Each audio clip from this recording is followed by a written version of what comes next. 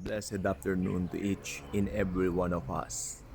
So right now, would like to tackle something very important.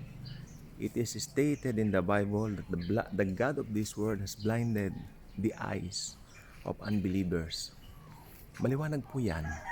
Kaya minsan, hindi ba kayo nagtataka, minsan kahit anong paliwanag natin regarding the gospel, the God of the love of God sa buong mundo, parang wala silang interest. At saka ang pinakamasaklap dito, nasasaktan ng puso ko talaga, yung parang wala silang interest na maligtas sila mismo. Tama po ang narinig nyo. Parang wala silang interest na mismo for themselves they experience salvation. Kaya ako naniniwala po ko, the only one who can quicken the heart of a person is the Holy Spirit.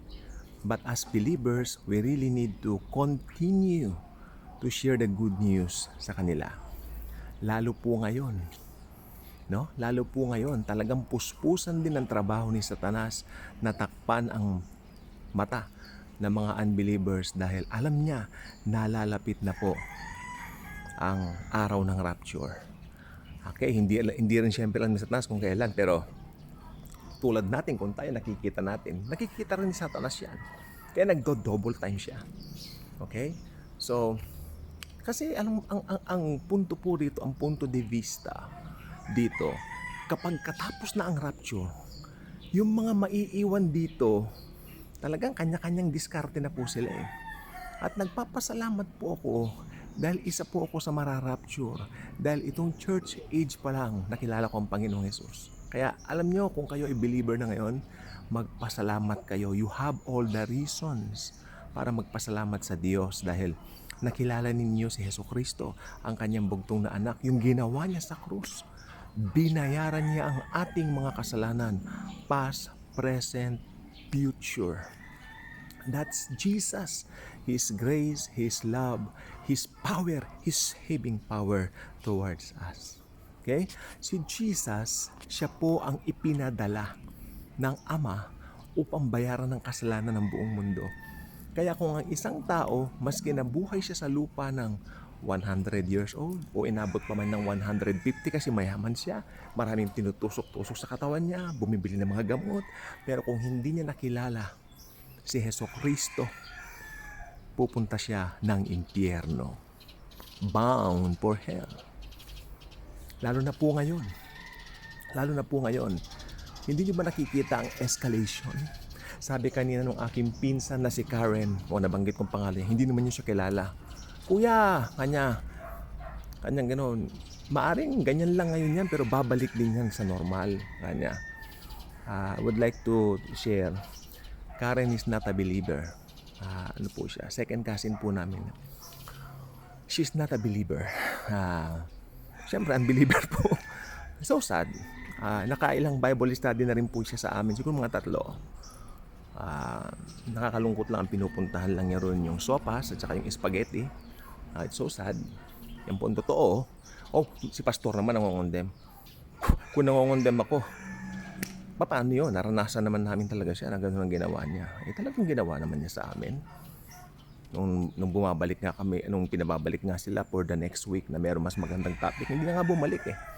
Nung natunugan nilang parang chichira na lang yung papakain, minsan ang tao, after dun sa makukuha nila talaga eh. What they can get, diba? So ayan, sabi niya kanina, ikaw naman, masyado ka namang ano dyan, kanya. Papalik din sa normal.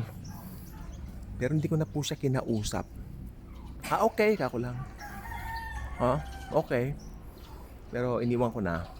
Pero yung sagot ko, yung supposed makinig, yung supposed to being sasabihin ko sa kanya, sasabihin ko po sa inyo. Well, guys, hindi na po babalik yan sa normal. Normal will never ever coming back. But Jesus is coming back very, very soon. Palapakan natin ang Panginoong Jesucristo. Maranatha, Lord Jesus. Ayan ang tamang ano lang natin. No? Hindi na po babalik yan sa normal. Ever since, after the COVID-19 pandemic, yung pagbabago, escalation, escalated, whatever you call that, escalator man yan, bahala ka. Pero itong sasabihin ko po sa'yo, tama, parang escalator, no? Tumataas ng tumataas hanggang mapik yung rurok, yung taas. Wala na. Doon na. How about the souls? How about kaluluwa? Nangangaluluwa ba kayo? Nangangaluluwa ba tayo? Ano ba ang pangunahing gawain ng isang Kristiyano? Mga luluwa. Nangangaluluwa ka ba? Oh, yan ang tanong. It's a very, very nice question to ask yourself. Nangangaluluwa ba ako? Sandali lang. Sandali lang. Kristiyano ako pero ako ba ay nangangaluluwa? Ayan.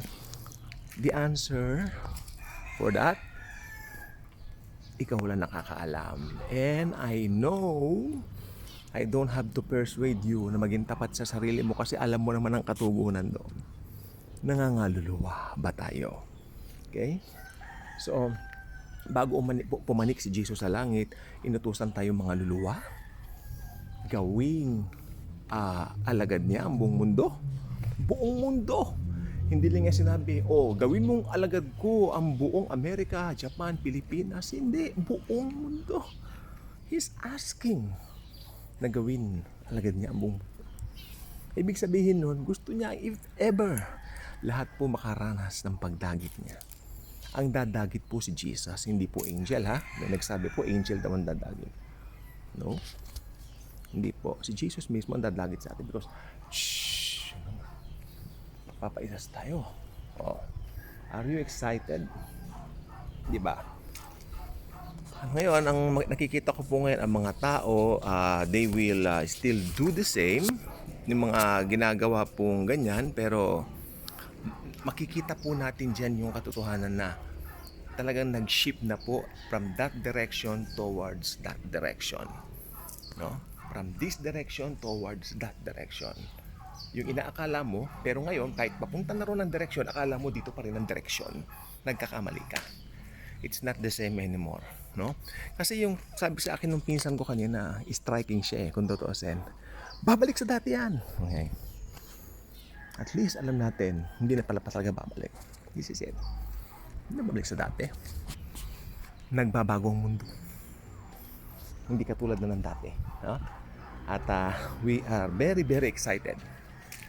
Kung ang unbeliever, pag nasabi mo yan, hindi na babalik sa dati, malulungkot ang unbeliever Kasi ang unbeliever gusto niyang gawin yung mga bagay na gusto niyang gawin Pero sa atin, mga mananampalataya, gusto nating mamit ang Panginoong Jesus. Gusto na natin madagit na nga tayo. Kung pwede lang mamayang gabi Ba't ba ang tagal mo, Lord Jesus? Pinag-usapan ka namin noong September 23, 2025. Hindi nangyari kay Brother Joshua. Pero ngayon, mahirap na magsalita. Pero ang pangako naman ng Panginoon ay, yes, trulala, He will come soon.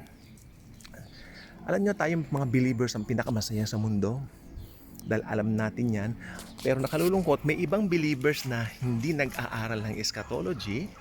I don't understand why. Meron akong narinig isang church last week. Ang kanilang topic tungkol sa purpose, tungkol sa achievements. How can you become an achiever in this world? Talaga, totally. I was totally blacked out nung narinig ko yan. What is that? Yan pang ituturo mo. Di ba? Mas pinahahalagan yung bagay ng mundo. Hindi po, guys, hindi masama ang mga bagay ng mundo, ha? Maganda kung magkakaroon po tayo ng mga yan. Pero kung yan ang lalagay mo sa pulpito mo, yan ang topic mo about having a comfortable life here, well, kung sabihin ko, Jesus is much interested in your soul rather than you having a comfortable life here on earth. Ha? Again, ulitin ko, mas gusto ni Jesus makasama kanya sa langit kaysa may komportable kang buhay dito sa lupa at mapapahamak ka naman, mamimit mo yung Antikristo. At dahil doon sa komportable buhay na yun, yun pa nga minsan ang nagiging hadlang sa ibang hindi mananampalataya para tanggapin si Jesucristo. Dahil masyado silang nakatali doon sa kung ano man yung mga bagay na kinalolokohan nila, kinatatalian nila. Ayaw mag-aral. Amen po ba? Ito lang po importante. Kung sigurado ka naman sa puso mo na si Jesus ay nasa iyo na, congratulations. Sabi ko nga, baka mamaya maghanap na ang rapture. Thank you and God bless. Atin lahat.